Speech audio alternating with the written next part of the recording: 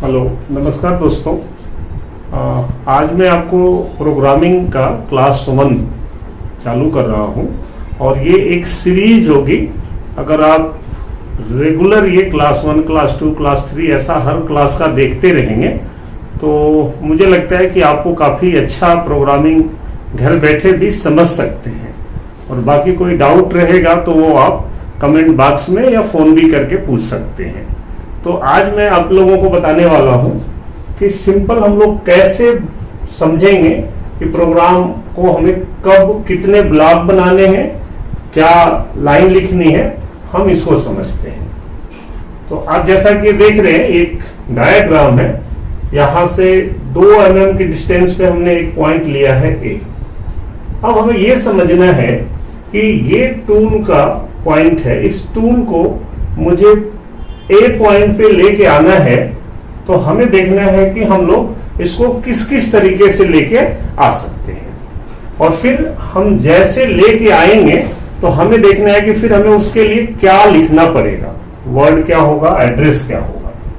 तो अब समझिए कि हम लोग इस टूल को ए पे लाते हैं तो एक तरीका ये हो सकता है कि हम टूल को डायरेक्टली एक ब्लॉक में यहां से यहां लेके आ जाए ऐसा, और फिर अगली बार में इसको हम यहां से यहां लेके आए। तो आप देख रहे होंगे कि यहां से यहां आने में अगर हम लोग इस तरीके से आ रहे हैं तो हमारे 2 ब्लॉक बनते। पहला ब्लॉक ये हो गया और दूसरा ब्लॉक ये हो गया। तो अब हम लोग ये देखेंगे कि अब आप यहां से यहां और यहां से यहां आएंगे तो आपको लिखना क्या पड़ेगा, समझ रहे। तो पहले हम लोग यहाँ एक तो कोड लगा लेंगे। सिंपल कोड हम लोग सपोज करिए कि मैं G0 का यूज करता हूं, G00। और आपको देखना है कि अब यहां से ये कौन सा एक्सिस है। तो आपको पता होगा ये हमारा एक्स एक्सिस है, तो इसके लिए हम लोग एड्रेस डाल देंगे x। और इस लाइन पे x की वैल्यू हम लोग कहीं भी रहेंगे तो x की वैल्यू क्या होगी 0.0 एंड अ ब्लॉक। एक ब्लॉक तो ये हो गया। अगर हम यहां से सीधा नीचे लाएंगे तो हमने लिख दिया G0 हमने क्यों लिखा, क्योंकि हमने इसको फास्टली लेके आना है। तो हम लोग यहां से x0 पे आ गए। अब अगला ब्लॉक फिर हम यहां लेके आएंगे। ये पॉइंट जो है B पॉइंट से 2 mm की दूरी पे है, तो इसके लिए भी हम लोग G0 का यूज करेंगे। और अब देखना है कि ये कौन सा एक्सिस चल रहा है, Z एक्सिस। तो इसके लिए हम लोग लिख देंगे Z। और Z कितना है, ये तो 0 है, इससे 2 mm आगे है, तो Z की वैल्यू क्या होगी Z2.0 एंड ऑफ ब्लॉक। तो आपने देखा कि अगर हम लोग ये सपोज करिए रूट नंबर 1 है, तो अगर रूट नंबर 1 से आते हैं तो हमें ये 2 ब्लॉक लिखना पड़ा। यहां से यहां आने पे पहले X में 0 आएगा, फिर Z में 2 पे चला गया। ठीक है। अब मैं आपको दिखाता हूं कि अगर हम लोग कोई दूसरा रूट लेते हैं, सपोज करिए मैं यहां से डायरेक्टली ऐसे भी जा सकता था यहां पे, और अगले बार हम यहां से यहां आ सकते हैं। तो अगर इस रूट को देखें कि अच्छा ये रूट नंबर 2 है, तो अब रूट नंबर 2 से अगर आपको आना हो ए पॉइंट पे तो हमें क्या लिखना पड़ेगा। अब देखिए यहां से यहां लाना है तो एक तो G0 हमने लिख दिया रैपिड में चलाने के लिए। और अब पहले कौन सा एक्सिस मूव हो रहा है, ये Z। कौन सा मूव हो रहा है, Z। G0। अब यहां पे कौन सा एक्सिस चल रहा है हमारा, Z एक्सिस। तो पहले अभी Z आ जाएगा और Z की वैल्यू यहां पे क्या है 2, तो Z2.0 एंड ऑफ ब्लॉक। अगले ब्लॉक में ये X मूव हो रहा है, तो हमें लिखना पड़ेगा G00 X 0.0 end of block. तो आप इन दोनों ब्लॉक में फर्क देख रहे होंगे कि पहले वाला रूट से आता है ये टूल, तो यहां से पहले X0 देन Z2। और अगर हम लोग रूट नंबर 2 से आते हैं तो पहले Z2 फिर X0। ये समझ में आ गया आपको। एक तीसरा तरीका ऐसा भी हो सकता है कि ये टूल जहां भी है उसको हम लोग डायरेक्टली यहां पे लेके आ जाए। तो अब देख रहे हैं इसमें 1 शॉट में आ रहा है, मीन्स कि एक ही ब्लॉक बनेगा। और इसमें x और z दोनों चलाना पड़ेगा। अब देखिए इसमें क्या लिखेंगे हम लोग, जीरो जीरो। अब इसमें x में तो 0 पे आ गए हम, x 0.0 और z क्या हो गया 2.0। तो अब आप समझ लें कि जब भी ऐसा डायगोनली या कोई भी तिरछी लाइन में अगर टूल को चलाना है तो आपको एक ही ब्लॉक में x भी देना पड़ेगा और z भी देना पड़ेगा।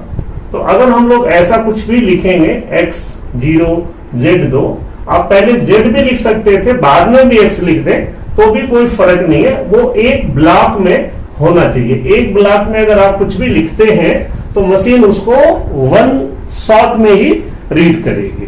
तो अब देख लें कि तीनों तरीके से ये थर्ड रूट है।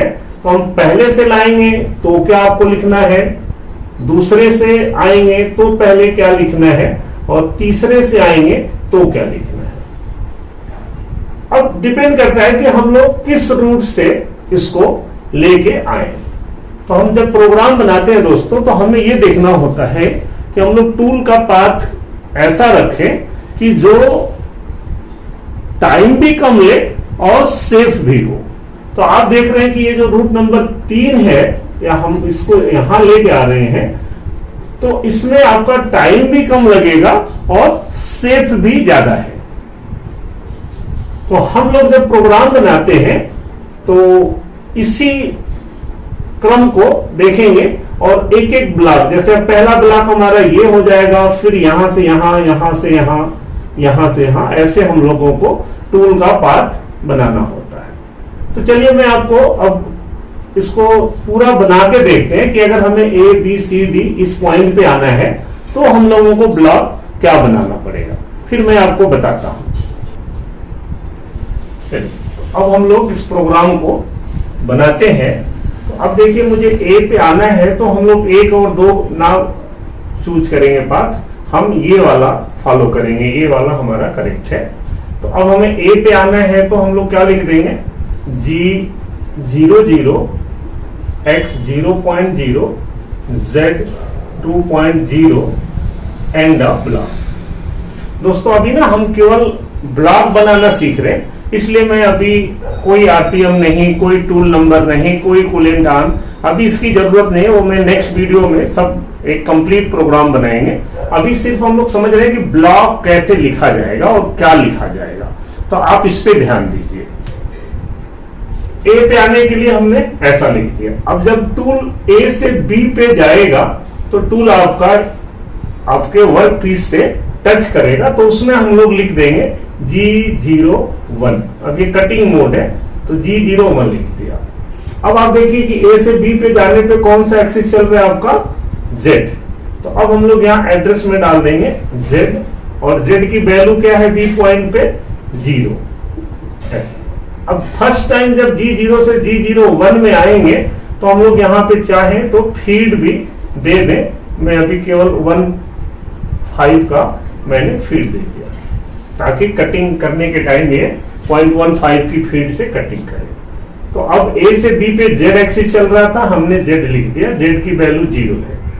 अब देखिए दोस्तों जब आप B से C पे जाएंगे ना तो हमें ये देखना है कि C पे डायामीटर क्या है। कई बार आपके दिमाग में आता होगा कि अगर ये डाया यहां से 20 है तो B से C तो 10 mm ही हुआ, बट आप ये समझे कि जब वो 10 mm एक तरफ चलेगा तो जब वो वहां पे डाया बनेगा ना तो वो 20 mm हो जाएगा। आप समझ रहे, अगर यहां से ये 10 mm जाएगा ऐसा 10, तो यहाँ 10 के जाने पे ये जो डाया बनेगा वो बनेगा 20 mm। तो हम लोग जो भी x लिखते हैं ना वो x हम लोग डायामीटर के लिए लिखते हैं, इसलिए हम सीधा 20 लिखेंगे, हम 10 नहीं लिखेंगे, मशीन 10 ही चलेगी।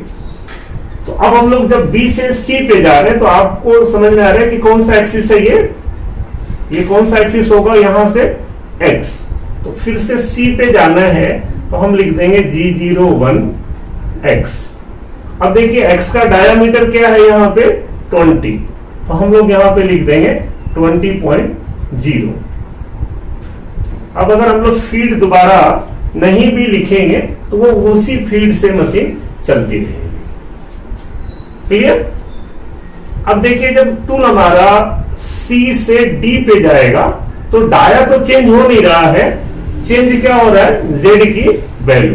अब यहां पे भी डाया 20 है, यहां पे भी 20 है, तो हमें डाया लिखने की जरूरत नहीं है, केवल हम ये यहां से देखेंगे कि जेड एक्सिस चल रहा है तो हम यहां पे केवल जेड लिख देंगे, G01 जेड।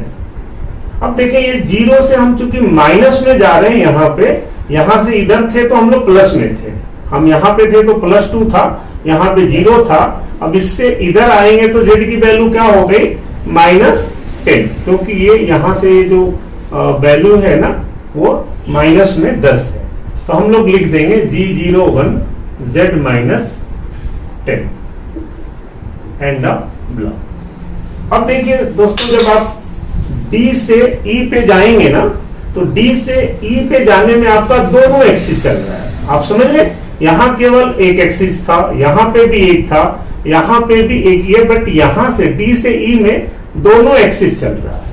तो आप समझे कि आपको एक साथ दोनों ही लिखना पड़ेगा।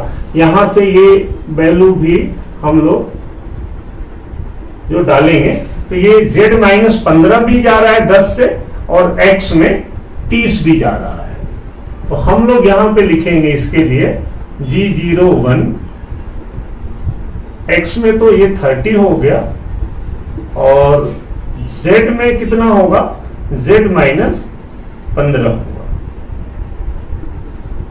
अब आपके दिमाग में ये आ रहा होगा कि ये यहां से तो 5 ही mm गया, आप बिल्कुल ठीक सोच रहे होंगे, ये 5 mm है, बट जब भी हम लोग ये Z लिखेंगे ना तो वो हमेशा इस 0 पॉइंट से वैल्यू कैलकुलेट करेगी, तो इसलिए हम लोग यहां से यहां 10, यहां से ये 15, यहां से यहां आएगा तो 22, तो हम लोग ऐसा लिखेंगे। बाद में मैं बताऊंगा कि आपको यहां से यहां डालना है तो हम लोग W का यूज कर सकते थे, वो आगे मैं बताऊंगा आपको, बट अभी आप ब्लॉक कैसे बनाएंगे ये समझें।